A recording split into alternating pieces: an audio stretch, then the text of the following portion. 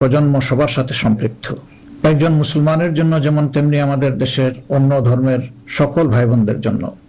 প্রিয় দেশবাসী, আজ আমি এখানে যাদের কারণে কথা বলছি সেই জুলাইয়ের মহান শহীদদের রুহের মাগফিরাত কামনা করছি। একই সাথে মহান মুক্তিযুদ্ধের শহীদদেরও গভীর শ্রদ্ধা ভরে স্মরণ করছি। জুলাইয়ের রক্তক্ষয়ী সংগ্রামে এখনো বহু মানুষ আহত আছেন। আমি তাদের দ্রুত আরোগ্য ও সুস্থতা কামনা করছি। জুলাই হয়েছিল কারণ আমাদের দেশ আমরা একত্রিত হয়েছিলাম। জুলাইতে রাস্তায় নেমেছিল আমাদের তরুণরা, রাস্তায় নেমেছিল আমাদের প্রিয় মা বোনেরা, নারীরা, রাস্তায় নেমেছিল শ্রমিক, কৃষক, সর্বস্তরের ভাইয়েরা এবং সকল মেহনতি মানুষেরা। ফেসিবাদ বিরোধী বিভিন্ন রাজনৈতিক দলের নেতাকর্মীরাও তখন আমরা একাকার হয়েছিলাম। শিক্ষক ও প্রকৌশলী, ডাক্তার সহ বিভিন্ন শ্রেণী পেশার মানুষ তখন রাস্তায় নেমে এসেছিলেন। দেশপ্রেমিক সশস্ত্র বাহিনীর সদস্যরাও সে সময় অত্যন্ত প্রশংসনীয় এবং দায়িত্বপূর্ণ ভূমিকা পালন করেছেন। আমরা জুলাই আর চাই না। আমরা চাই এমন বাংলাদেশ যেখানে আর কোনো দিন জনগণকে রাস্তায় নামতে হবে না। আমাদের বুঝতে হবে জুলাই কেন হয়েছিল। জুলাই হয়েছিল একটা বৈষম্যহীন বাংলাদেশের জন্য। জুলাই হয়েছিল একটা কালো রাজনৈতিক ধারার পরিবর্তনের জন্য। যুগের পর যুগ ক্ষমতা কুক্ষিগত ছিল পরিবারতন্ত্রের হাতে, নির্দিষ্ট গোষ্ঠীর হাতে। সেখান থেকে মুক্তির জন্য বিশেষ করে 2009 সাল থেকে জাতির উপর এমন এক শাসক গোষ্ঠী চেপে বসে যারা মানবাধিকার, ভোটাধিকার সহ সকল গণতান্ত্রিক অধিকার কেড়ে নেয় এবং গণতান্ত্রিক প্রতিষ্ঠানগুলোকে ধ্বংস করে ফেলে। গুম বিচার বহির্ভূত হত্যা, আয়নাগর প্রতিষ্ঠার মাধ্যমে জনগণের উপর নিপীড়ন চালায়। 2014, 18 ও 24-এর পরপর 3টি জাতীয় নির্বাচনের নামে তামাশার মাধ্যমে আমাদের ভোটের অধিকার হরণ করা হয়। এইসব নিপীড়ন এবং অধিকার ফিরে পাওয়ার জন্যই এসেছিল রক্তাক্ত জুলাই। আমাদের তরুণরা এখন একটা নতুন দেশ দেখতে চায়, যে দেশকে তারা গর্ব করে বলতে পারবে নতুন বাংলাদেশ, এটি আমার দেশ 2.0। এক কথায় যদি বলি, দেশের মানুষ পরিবর্তন চায়, কিন্তু একটি মহল পরিবর্তনের বিরোধী। কারণ পরিবর্তন হলেই তাদের অপকর্মের পথ বন্ধ হবে, মানুষের অধিকার কেড়ে নেওয়ার সুযোগ থাকবে না। এই সংস্কৃতি বদলানোর সাহস সবার থাকে না। ক্ষমতাবানদের বিরুদ্ধে রুখে দাঁড়ানোর হিম্মত সবার হয় না। এই হিম্মত দেখিয়েছে আবরার ফাহাদ, আবু সাইদ মুগ্ধ, ওসমান হাদি এবং তাদের সহযোদ্ধারা।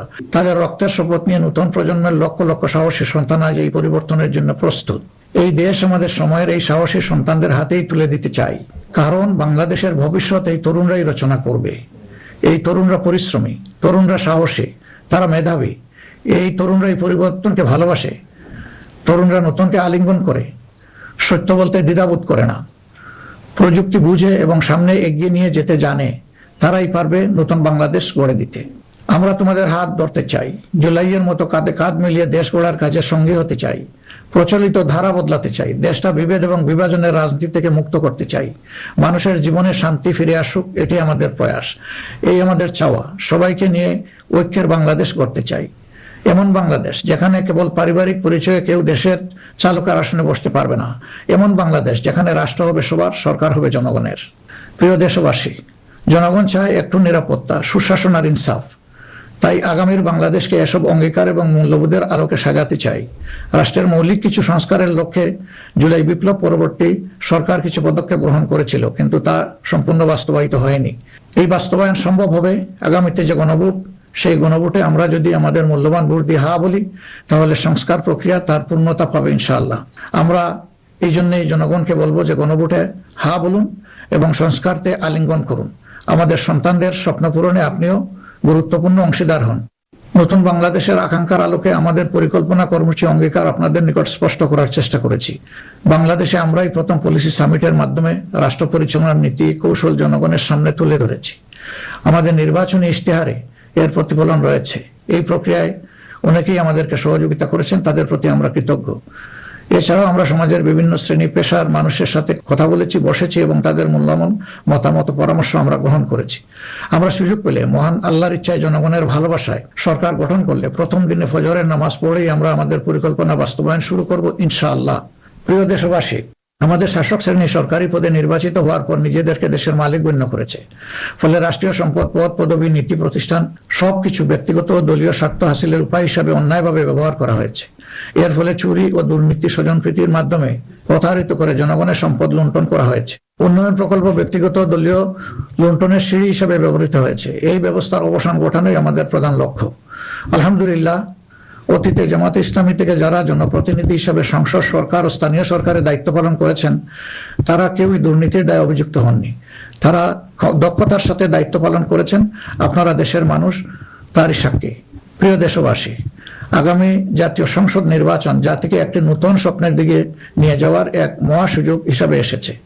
যেসব সমস্যা আমরা বিগত দিনে সমাধান করতে পারিনি, যে লুটেরা গোষ্ঠীকে আমরা নিয়ন্ত্রণ করতে পারিনি, সেসব সমস্যার সমাধান এবং লুটেরা গোষ্ঠীর নিয়ন্ত্রণের সুযোগ হচ্ছে আগামী নির্বাচন।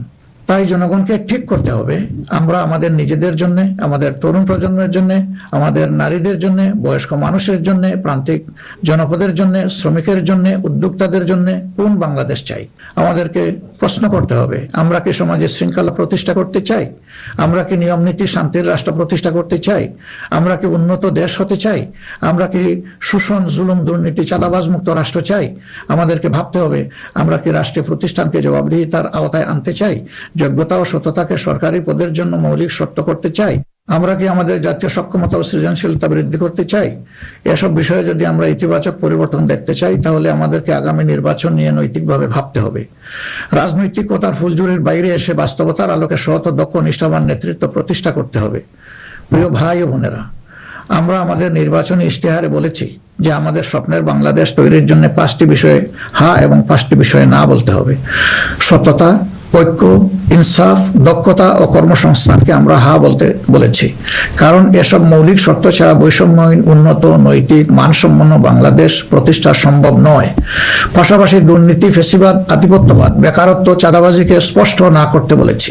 প্রিয় দেশবাসী, বাংলাদেশ আয়তনে ছোট্ট কিন্তু জনসংখ্যার দিক থেকে একটি বড় দেশ।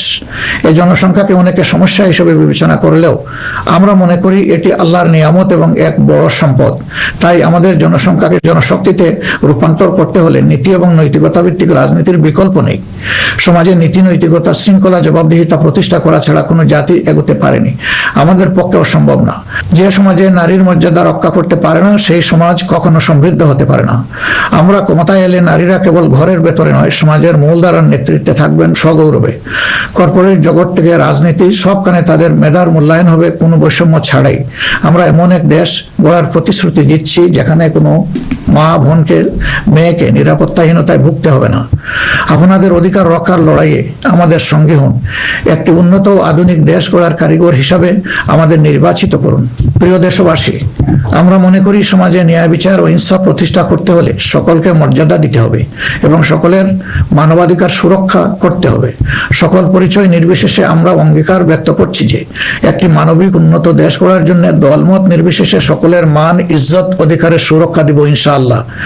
এই বাংলাদেশ মুসলমান, হিন্দু, বৌদ্ধ, খ্রিস্টান সবার। কেউ ভয়ের সংস্কৃতির মধ্যে বাস করবে না। যদি কেউ ধর্মীয় পরিচয়ের ভিত্তিতে আঘাত করার চেষ্টা করে, আমরা অতীতের মতো ভবিষ্যতেও তা প্রতিরোধ করব। প্রিয় দেশবাসী, আমাদের প্রত্যাশার বাংলাদেশ গড়তে হলে 3টি জায়গায় আমাদেরকে বিশেষ গুরুত্ব দিতে হবে। একটি হচ্ছে শিক্ষায় সংস্কার।